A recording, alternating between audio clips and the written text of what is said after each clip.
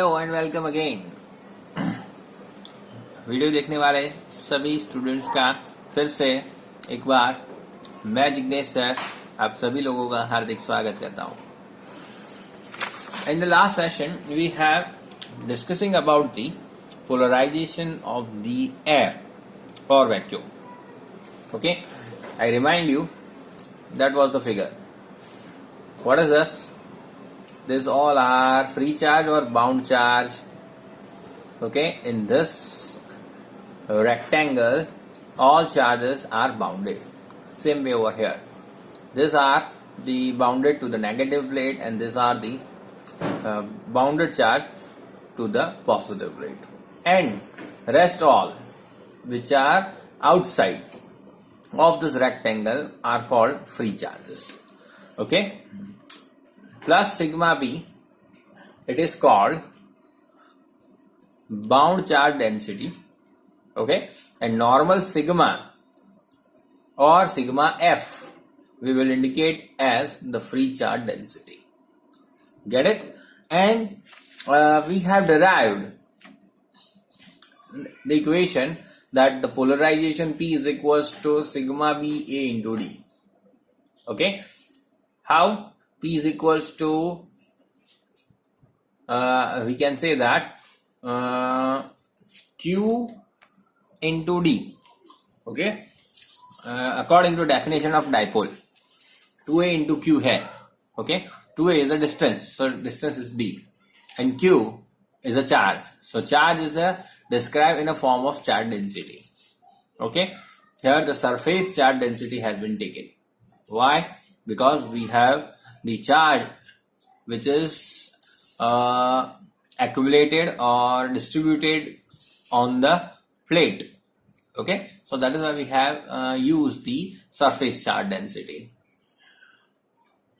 Surface charge density formula wise, sigma is equals to Q by A. So Q is equals to sigma into A. So Q is equals to sigma into A. But which charge density we have considered? Only bounded charge. Okay, so that is why sigma B into A into the distance between two plates is D. So instead of 2A we have taken the D. Okay, and we have generalized what is the process of polarization. Right? Okay, so by the means of the external field, the all charges have set themselves in a direction of the external electrical field, or we can say that the all charges or the charges between two plates of a capacitor or all dipoles which present between two plates of the capacitor have set themselves in a direction or in a parallel to the external electrical field. In that fashion, we can say that the dielectric between two plates of a capacitor has been polarized. Clear? Okay. So from that point we have started over here again. We have seen that the polarization of the dielectric material between two plates of a capacitor is depends on or it just because of the bound charges. Okay, the polarization per unit volume, that is called total polarization. यानी कि कितना polarisation हुआ individual unit volume में या हर एक unit volume में लूं उसके अंदर जितना पोलराइजेशन हुआ, ओके, उसको सम अप करते जाएंगे तो that is so called the total polarisation. ठीक है, सो पी टोटल का फॉर्मूला क्या बनेगा? Polarisation per unit volume. ठीक है, सो पी अपॉन वॉल्यूम का मैंने डिवाइड कर दिया है A into D, area into distance, तो टोटल वॉल्यूम हो जाएगा. चलिए, पी का फॉर्मूला अभी हमने देखा क्या था? Sigma B into A into D था. Just we have a look, divided by AD, AD AD क्या हो जाएगा? Cut. So A into D cut, बचा क्या? Sigma B. Okay, and we can say that therefore total polarisation is nothing but because of a bound charge. हमने figure wise देखा था, अब यहां पे हमने मैथमेटिकली प्रूव किया कि polarisation is nothing but because of the bound charge, और it indicates only the bound charge density. Okay, so that is by mathematical equation we have proved। ये मैंने सीधा लिख दिया है। ओके, थोड़ा ध्यान से बाहर चला गया, नीचे लिखना चाहिए था मुझे, बट ये मैंने सीधा दौड़ा दिया है। Okay, so again, what is the total polarization? Polarization per unit volume, that is total polarization. So P divided by volume का A into D। Polarization P is equal to हमने प्रूव किया है sigma B into A into D। So D cut, so sigma B is nothing P। Right, अब आगे बढ़ते हैं। Now if external electrical field is not too strong, यानी बहुत ही स्ट्रॉन्ग नहीं है अगर, then electrical field developed inside of the dielectric is proportional to the external electrical field and also proportional to the amount of polarisation. यानी कि अगर हम इस टाइप के फील्ड की बात करते हैं जो बहुत क्या नहीं है, स्ट्रांग नहीं है, हाई वैल्यू का नहीं है, ओके, नॉर्मल वैल्यू है, तो अब हम क्या कह सकते हैं कि जितना फील्ड बढ़ेगा धीरे धीरे उतना ही फील्ड डाइलेक्ट्रिक मटेरियल के अंदर जो डेवलप हो रहा है वो भी बढ़ेगा। ओके, अब इसे हम कैसे समझ सकते हैं, ये ध्यान से समझना कि consider to plates of a capacitor. मैं एक रफ पेज ले लेता हूं। चलिए देखिए, ये प्लेट्स हैं, ठीक है, मान लेते हैं ये पॉजिटिवली चार्ज है और ये नेगेटिवली चार्ज है, और इसके बीच में मैंने एक प्लास्टिक का टुकड़ा रख दिया, लकड़ी का टुकड़ा रख दिया, whatever, so you can say that. Okay, so this is the direction of the external electrical field, or according to the capacity of this dielectric material, उसके अंदर ध्यान से समझना, यहां पे सारे कौन से चार्ज आ जाएंगे, नेगेटिव चार्ज आ जाएंगे। ओके, और यहां पे सारे के सारे पॉजिटिव चार्ज आएंगे। तो एक्सटर्नल इलेक्ट्रिकल फील्ड से इनसाइड ऑफ द मटेरियल जो इलेक्ट्रिकल फील्ड डेवलप हुआ, ओके, वो अपोजिट ही होगा। एक ये बात, और दूसरी बात कि यहां इस मटेरियल के अंदर जो इलेक्ट्रिकल फील्ड डेवलप हुआ that is the field of dielectric, और ये जो है वो एक्सटर्नल इलेक्ट्रिकल फील्ड है। Okay, so in that sense if external field is not too strong, यानी कि हल्का सा इलेक्ट्रिकल फील्ड थोड़ा सा, तो इसके अंदर भी थोड़ा सा ही प्रोड्यूस होगा। So electrical field develop inside of the dielectric that is proportional, both are proportional to each other, okay, and also amount of polarisation, यानी कि इसका जो पोलराइजेशन हुआ वो अमाउंट ऑफ पोलराइजेशन, और दूसरा इलेक्ट्रिकल फील्ड इनसाइड, ये दोनों की दोनों चीजें एक्सटर्नल इलेक्ट्रिकल फील्ड के प्रोपोर्शनलिटी में होगी। बट कंडीशन क्या है कि एक्सटर्नल फील्ड क्या नहीं होना चाहिए, बहुत स्ट्रांग नहीं होना चाहिए। ओके, नॉर्मल कंडीशन की बात हो रही है। आई होप कि इतना क्लियर है। सो हम क्या कह सकते हैं, according to this we can say that polarisation is directly proportional to the electrical field which is applied externally. Clear? अब प्रोपोर्शनलिटी जाएगी तो कांस्टेंट आ जाएगा। ओके, चलिए, so P is equals to epsilon 0, medium to medium हर एक चीज अलग होती है, एप्सिलॉन 0 लगाना पड़ेगा, इनटू काई ई। काई ई ये क्या है, काई ई, काई नहीं, काई, ये सिंबल जो है एक्स जैसा बट कर्व्ड एक्स जैसा है, इस तरीके से बनाया जाता है इसे। ओके, और फिर ये ई लगाया हुआ है, इसके लिए बोला काय ई। ये खाली काय हो तो susceptibility, okay, but E tends to electrical susceptibility. ठीक है, so here the chi E is called the susceptibility, how the material is susceptible, okay, to the external electrical field, that is called susceptibility. of the material. Okay, ये जो चीज है susceptibility that depends on the type of material. Okay, material to material susceptibility change हो जाएगी. दूसरी खास बात, ये एक बार एमसीक्यू में जो सेट में पूछा जा चुका है, susceptibility of the material is depend on temperature, true or false? Then you can say that it is true. It is depends on the temperature. ठीक है? ओके, चलिए. तो यहां पे हमने एक इक्वेशन मिला, उसको हमने 2 नंबर दे दिया है, राइट? अब आगे बढ़ते हैं. The external electrical field between two plates of a capacitor that is given as E0.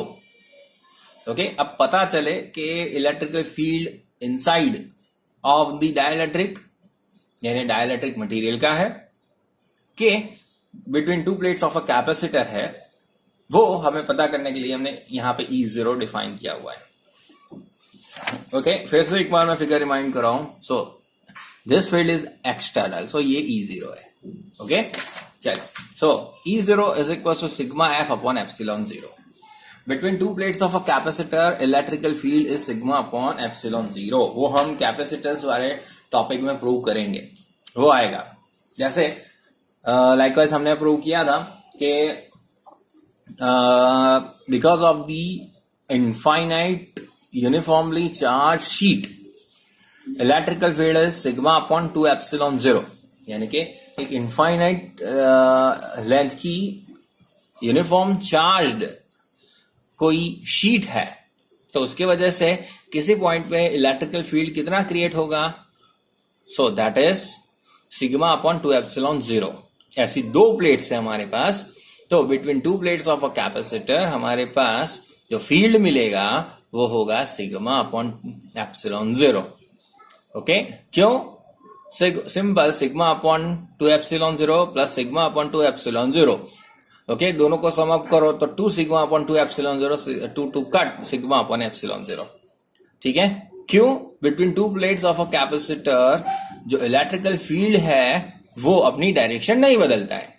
तो पॉजिटिव प्लेट की वजह से किसी पॉइंट पर फील्ड और नेगेटिव प्लेट की वजह से किसी पॉइंट पर फील्ड, यानी कि पॉजिटिव प्लेट का फील्ड और नेगेटिव प्लेट का फील्ड दोनों क्या हो जाएंगे? सम अप होंगे, और दोनों सम अप करने पर आपको क्या आंसर मिलेगा? Sigma upon 2 epsilon 0. ये मैंने पार्शियली आपको समझा दिया, ये पूरी थियरम भी है, वो हम प्रूव करेंगे.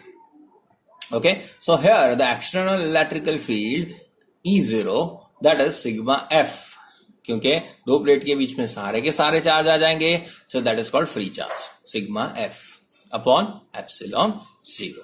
चलिए, sigma F is called free charge density. ठीक है? Now electrical field developed inside the dielectric is always less than the electrical field या एक्सटर्नल फील्ड. ओके, तो आप कह सकते हो कि आउटर फील्ड है, उसकी वजह से डाइलेक्ट्रिक स्लैब के अंदर क्या हुआ है? इलेक्ट्रिकल फील्ड क्रिएट हुआ है. ओके, वो उसके जितना नहीं हो सकता, उससे कम ही होगा. ओके, यानी बाप हमेशा बड़ा होगा और बेटा हमेशा छोटा होगा. सिंपल सा टेंडेंसी है कि जो नॉर्मल चीज है. अब देखिए, ई, यानी कि अब ये ई क्या है ये समझ लेना. ई क्या है? Electrical field inside of the dielectrical slab. अब देखना, फ्री चार्ज यानी टोटल, उसमें से मैं क्या कर दूंगा? बाउंड चार्ज को घटा दूंगा. ठीक है? Upon epsilon 0. ध्यान से फिर से देखना, ये क्या है? E that is equal to free charge minus bound charge. Free charge को जितने से टोटल, उसमें से मैंने क्या किए? बाउंड चार्ज को हटा दिए, डिवाइडेड बाय एप्सिलॉन 0 कर दूंगा. Sigma upon epsilon 0 is electrical field. Okay, so this is the electrical field developed inside of the dielectric slab. चलिए, इसको यहां पे मल्टीप्लाई कर देते हैं. So epsilon 0 into E. Okay, फिर सिग्मा एफ. सिग्मा एफ हम क्या लाए थे? Just we have a look. Sigma F is equal to E zero epsilon zero हो जाएगा. सो यहां पे रख दिया E zero epsilon zero. Bound charges क्या थे, हमने प्रूव किया था, that is nothing but amount of polarization PT. ठीक है, total polarization also you can say that. तो यहां पे मैंने पी रख दिया. क्लियर हुआ? ओके, फिर से एक बार ध्यान से समझना.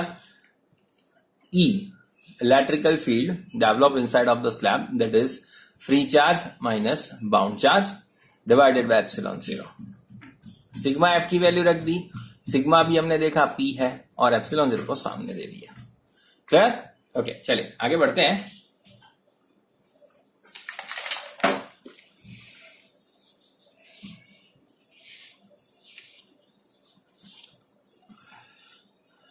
So epsilon zero E is equals to E zero epsilon zero minus P का वैल्यू यहां पे रख दिया है. P is equals to हमने क्या प्रूव किया था, just we have a look, epsilon zero chi E into E. वो हमने यहां पे रख दिया, epsilon zero chi E into E. ठीक है, ओके. फिर क्या किया, इसको इधर ले लिया, तो epsilon zero E plus epsilon zero chi E into E is equals to E zero epsilon zero. क्यों? हम यहां से कॉमन आउट निकाल सकते हैं, किसको, एप्सिलॉन जीरो ई को. तो यहां पे क्या बचा, 1. यहां पे क्या बचा, chi E, that is equals to epsilon zero into E zero. दोनों साइड से क्या कट गया, एप्सिलॉन जीरो कट. तो यहां पे क्या बचा, ई इंटू 1 प्लस काई ई, या फिर केवल 1 प्लस काई ई यहां पे रखे, तो इसको नीचे भेज दिया हमने. तो E zero upon E, got it. So that is E zero total external electrical field divided by electrical field developed inside of the dielectric. ठीक है, अब और एक इक्वेशन है, 1 plus chi E is equals to K. What is K? K is called dielectric constant. Okay, 1 plus chi E susceptibility, okay, which is connected to the dielectric constant in this fashion. So 1 plus chi E is equals to K, और K हमें पता है, first chapter में coulomb law में हमने देखा था, K is equals to epsilon upon epsilon zero. Okay, चलिए, तो हमने यहाँ पे उसे रख दिया है, K रख देंगे, K को मल्टीप्लाई कर दो, तो K E is equals to epsilon zero. So K into E is equals to epsilon, sorry, E zero. ठीक है, या फिर क्या कह सकते हैं, E सामने रख दो, नीचे K दे दो, तो E is equals to E zero by K. Okay, चलिए, तो इस इक्वेशन से हमें क्या पता चला, ये इक्वेशन ऑलरेडी हम वहां पे F के फॉर्म में बना चुके हैं. Okay, so we can say that, हमने लिखा था वहां पे, we can say that the force between two charge in a vacuum becomes 1 upon kth time. Okay, same way here the electrical field inside of the dielectric becomes 1 upon k time of the external electrical field. So from this equation we can say that the electrical field inside of the dielectric slab becomes 1 upon k time. How much time? 1 upon kth time of the external electrical field. Okay, चलिए, so इसको मैंने equation number 5 दे दिया है. So equation 5 is relation between electrical field inside, outside and dielectric constant. Inside, outside and dielectric constant. ठीक है, चलिए अब इसको आगे बढ़ाते हैं. From the equation number A, equation A कौन सा था, आगे देख लेते हैं एक बार. This was the equation A. E is equals to free charge minus bound charge divided by epsilon zero. Okay, चलिए, so therefore उस इक्वेशन पे से मैंने लिखा हुआ है E into epsilon zero, okay, is equals to क्या आएगा, sigma F minus sigma B. ठीक है, ओके, चलिए, फिर P is equals to E zero कैसे आया, sigma B is equal to, आप क्या लिख सकते हो, P. Okay, so P is equals to sigma F क्या है, एप्सिलॉन जीरो ई जीरो, और इसको इधर लिया है, तो that is E epsilon zero. Reason cause करना है तो क्या कर सकते हो आप, ये आगे हम लिख चुके हैं. So sigma B is equals to P. Clear? चले. So therefore P is equals to E zero epsilon zero, sigma F का इक्वेशन है, minus E epsilon zero. Okay, और इसी को मैंने वेक्टर फॉर्म में यहां पे लिखा हुआ है. राइट? चले. सो देयरफॉर पी, इसको इधर ले आए, plus epsilon zero E zero, that is equals to E zero epsilon zero. बहुत ध्यान से. क्यों इसको सम अप किया? Because polarization and electrical field inside of the dielectric slab both are in a same direction. Okay, दोनों के दोनों एक ही डायरेक्शन में है तो उनको हमने साथ में ले लिया. ई जीरो आप वेक्टर करो ना करो चलेगा. E zero is what? External electrical field. ठीक है, that is equals to D into N head दे दिया है हमने. Okay, so P plus E into epsilon zero को आप डी कह सकते हो into N head. N head is a unit vector. Okay, and that is equals to sigma F. Okay, यानी कि वो क्या होंगे? Total charge. पोलराइजेशन भी आ गया. ओके, जितना हुआ एक्सटर्नल फील्ड भी, sorry inner inside of the electrical field epsilon zero सब कुछ आ गया. Okay, that is D. और वही क्या हो जाएंगे? Total free charges. The direction of the polarization and electrical field is same. Okay, and such quantity is called dielectric displacement. Okay, so D को क्या कहा जाता है? dielectric displacement. और उसका पूरा का पूरा section what is the dielectric displacement. Okay, वो पूरा का पूरा सेक्शन आई थिंक चैप्टर के लास्ट में एक्सप्लेन किया गया है. तो उसका थोड़ा सा सेक्शन या जो कुछ भी है यहाँ पे मैंने कवर कर लिया है. चले, तो वहां पे सीधा सीधा लिख दिया है. हम इसको विदाउट प्रूफ एक्सेप्ट कर लेंगे क्योंकि उसका प्रूफ बहुत ही बड़ा है. ओके, तो उसको जैसे दिया है वैसे ही हम क्या कर लेंगे? एक्सेप्ट कर लेते हैं. सो हम यहाँ पे रेशियो लेते हैं डी टू ई का. Okay, so just we have a look. D is equal to sigma F, free charge. Textbook में यहाँ को केवल सिग्मा से इंडिकेट किया है, पर आपको पता चले कि ये फ्री चार्जेस हैं, सो मैंने एफ को इंडिकेट किया हुआ है यहाँ पे. सो सिग्मा अपॉन ई का हमने फॉर्मूला बनाया था, मैंने आपको बताया था sigma F minus sigma B upon epsilon zero. Epsilon zero ऊपर चला जाएगा. So sigma F epsilon zero upon sigma F minus sigma B. Okay, अब यहां पे एप्सिलॉन जीरो को अलग करते हुए sigma F upon sigma F minus sigma B. Okay, free charges में से बाउंड चार्ज घटाते हुए फ्री चार्ज का रेशियो लेते हैं तो वो हमें क्या मिल जाता है? आफ्टर ऑल के मिल जाता है. So D upon E is equal to epsilon zero into K. क्यों आया, कैसे आया, ये प्रूफ यहाँ पे नहीं है, बट हमें एक्सेप्ट कर लेना है. ई को सामने दे दीजिए तो डी इज इक्वल टू क्या मिल जाएगा? एप्सिलॉन जीरो के इंटू ई. ठीक है, फिर से ई सामने गया तो एप्सिलॉन जीरो के इंटू ई हो गया. ओके, अब फिर से पोलराइजेशन. पी का फॉर्मूला क्या था? ध्यान से, P इज इक्वल्स टू आप क्या कह सकते हो?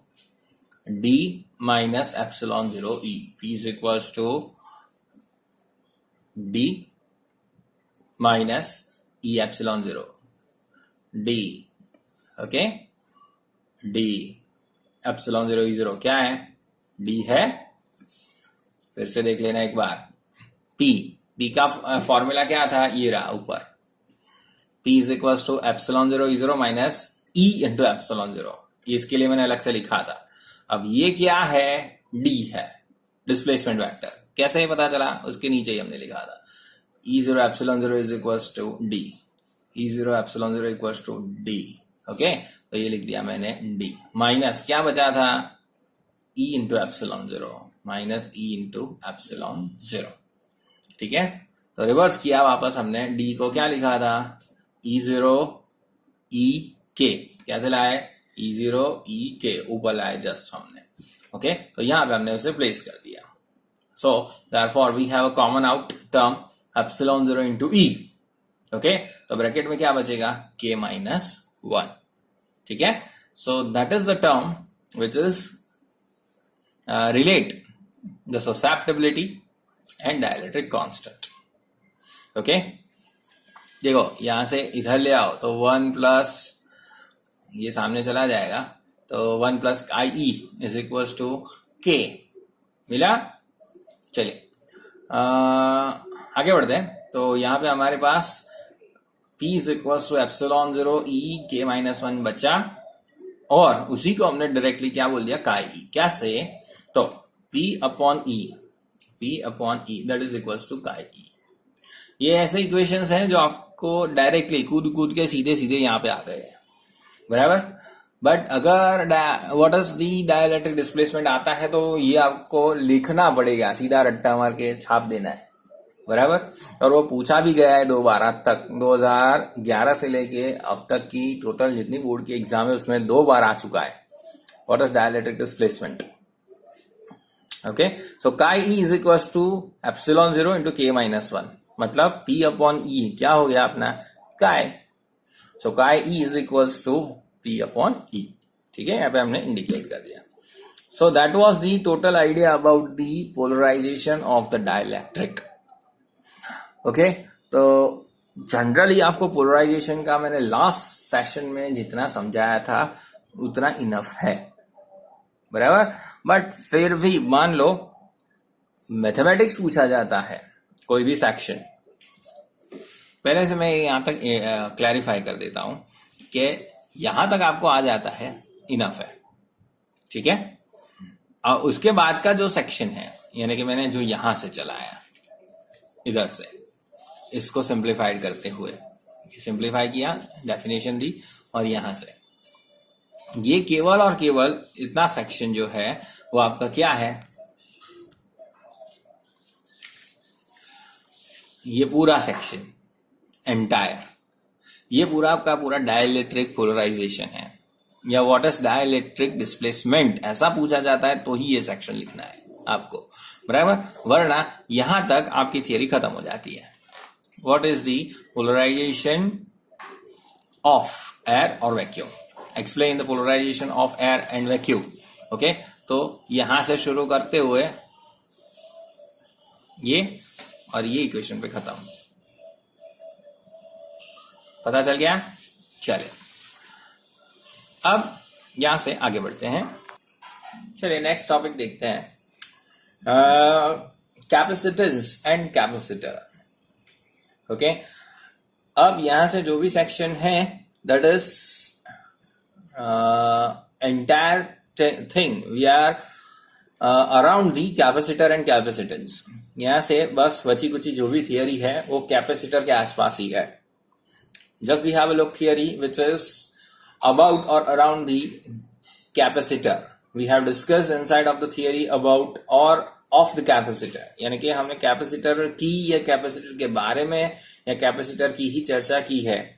ओके और अब जो भी कोई थियरम्स हैं वो कैपेसिटर के रिगार्डिंग ही है.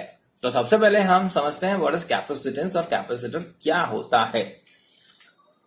ओके और उसके लिए सबसे पहले हम क्या करते हैं कि एक स्फीयर कंसीडर करते हैं, ठीक है, जो इलेक्ट्रिकली न्यूट्रल है. सबसे पहले उस पर कोई भी रिजल्टेंट चार्ज नहीं है, जिसे हमें पता है कि इलेक्ट्रिकली न्यूट्रल कहा जाता है. अब क्या करते हैं कि स्टेप बाय स्टेप धीरे धीरे उसके ऊपर हम चार्ज को डिपॉजिट करने की प्रोसेस चालू कर देते हैं. यानी कि now we start the deposition of the charge on the capacitor.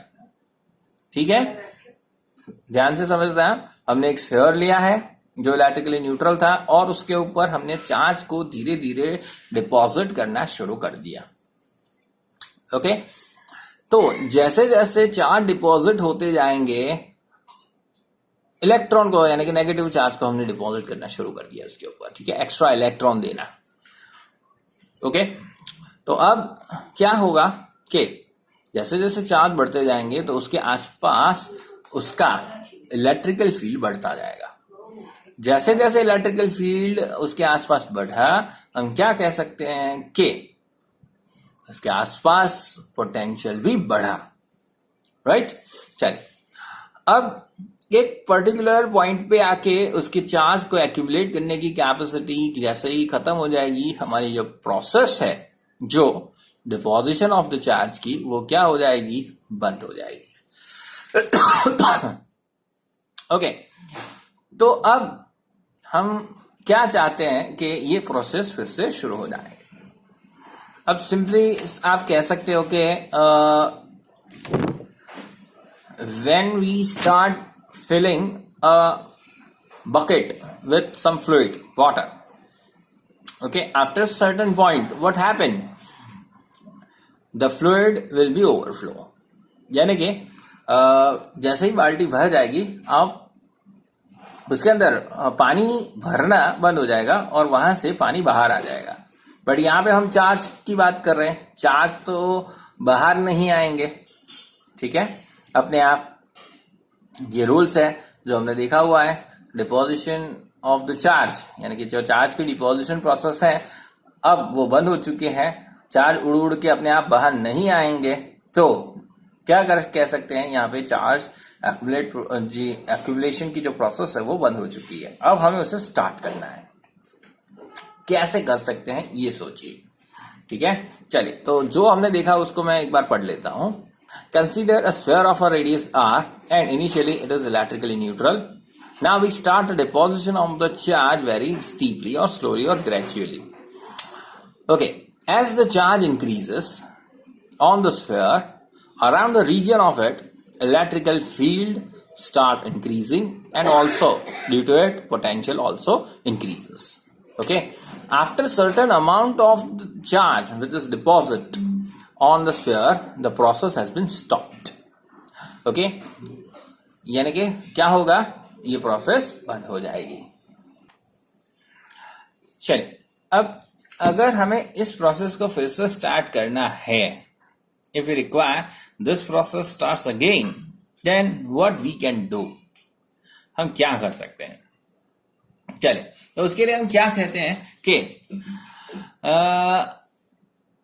हमारे पास नेगेटिवली चार्ज स्फीयर था, तो हम क्या करेंगे, उसके नजदीक एक पॉजिटिवली चार्ज स्फीयर ले आएंगे। ओके, यानी कि हमें पता है कि between proton and electron attractive force लगता है, तो नेगेटिवली चार्ज जो स्फीयर है उसके नजदीक पॉजिटिवली चार्ज स्फीयर लाने पर सारे के सारे इलेक्ट्रॉन्स पर अट्रैक्टिव फोर्स लगेगा। Okay, and because of this attractive force, all charge will accumulate on one side of the sphere. Okay, यानी सारे के सारे चार्जेस अट्रैक्ट होके कहाँ आ जाएंगे, स्फीयर के किसी एक साइड ऊपर, जहां पॉजिटिव चार्ज स्फीयर नजदीक है वहां उसके नजदीक आ जाएंगे, राइट। तो अब जगह खाली हो गई, you can say that now the deposition process starts again. पहले क्या था, हर जगह नेगेटिव चार्ज हो गए थे तो जगह नहीं थी, हमने क्या किया, अट्रैक्टिव फोर्स लगाकर सारे चार्जेस को एक साइड खींच लिया, okay, by positively charge sphere. Now अब क्या हो गया, जगह खाली हो गई, तो ये प्रोसेस फिर से स्टार्ट हो जाएगी। क्लियर। चलिए, फिर ये देखिए कि पूरी प्रक्रिया के दरमियान अगर हम जितने चार्ज बढ़े उसके अनुसार इलेक्ट्रिकल फील्ड बढ़ा और इलेक्ट्रिकल फील्ड के कारण पोटेंशियल बढ़ा। सो ये पूरी प्रोसेस में हम डिपोजिशन ऑफ द चार्ज, यानी कि जितने चार्ज बढ़े और उसके वजह से जितना पोटेंशियल बढ़ा, उसका अगर हम रेशियो लेते हैं, if we take the ratio of the amount of the charge which is deposited to the potential which has been increased, then we get a constant. यानी कि जितने जितने चार्ज बढ़ाए और मानो 1 कूलम से 2 कूलम, 2 कूलम से 3 कूलम, 3 कूलम से 4 कूलम, ओके, तो एक कूलम का हमने डिफरेंस लिया, उसके वजह से जितना पोटेंशियल उसका बढ़ा उसके आसपास कोई पर्टिकुलर रीजन में किसी पर्टिकुलर पॉइंट पे, तो वो रेशियो हम लेते हैं तो हर बार कांस्टेंट मिलता है। Okay, so that constant is called the capacitance of that sphere. ठीक है, तो यहां पे हमारे पास तैयार हो जाती है definition of the capacitance, the ratio of the charge to the potential, that is called the capacitance. Okay, चलिए फिर से एक बार नजर कर लेते हैं हमने क्या किया. हमने एक स्फीयर लिया, उसके ऊपर चार्ज प्रोसेस को डिपॉजिट करना शुरू किया. After certain point charge deposition बंद हो गया. चार्ज डिपोजिशन बढ़ाने के लिए हमने क्या किया, अपोजिट चार्ज का और एक स्फीयर लिया और उसके नजदीक रख दिया एकदम. तो अब फिर से प्रोसेस चालू हो गई. इस प्रोसेस को हम क्या कह सकते हैं, इस प्रोसेस से हमने क्या किया, तो हमने उसका कैपेसिटेंस बढ़ा दिया. उसकी कैपेसिटी जितनी चार्ज एक्यूमुलेट करने की थी, अब वो एक्स्ट्रा चार्ज भी एक्यूमुलेट कर सकता है. तो हमने क्या किया, उसका कैपेसिटेंस बढ़ा दिया. Okay, so we can say that the capacitance of sphere increases. हमने क्या कर दिया कि कैपेसिटर का कैपेसिटेंस बढ़ा दिया. और हमने क्या देखा, एंटायर प्रोसेस के अंदर, पूरे प्रोसेस के अंदर चार्ज टू द पोटेंशियल का रेशियो क्या रहता है, कांस्टेंट रहता है. Okay, so in which way you can increase the capacitance of a sphere. ठीक है, किस तरीके से आप जो हमारे पास स्फीयर था उसका कैपेसिटेंस बढ़ा सकते हो. So by keep very close opposite kind of a sphere, we can increase the capacitance of the sphere. Okay, so C is equals to Q by V. C is a capacitance, Q is a charge, V is a potential. उसके ऊपर से हमारा unit क्या बनता है, Q का unit है coulomb, V का है वोल्ट. तो coulomb per volt is a unit of the capacitance. और दूसरा, माइकल फैराडे के नाम के ऊपर से उसका और एक यूनिट है फैराड. ठीक है, generally small unit of the farad are used, micro farad, nano farad, pico farad. Okay, micro यानी 10⁻⁶, जो हम देख चुके हैं पहले चैप्टर के कैलकुलेशन में. 1 माइक्रोकूलम, 2 माइक्रोकूलम, ऐसे ही आता है चार्जेस. ओके, और इसके लिए, इसके वजह से हमारे पास जो भी यूनिट आता है वो बहुत छोटा ही होता है. फिर दूसरा यूनिट है कूलम पर वोल्ट.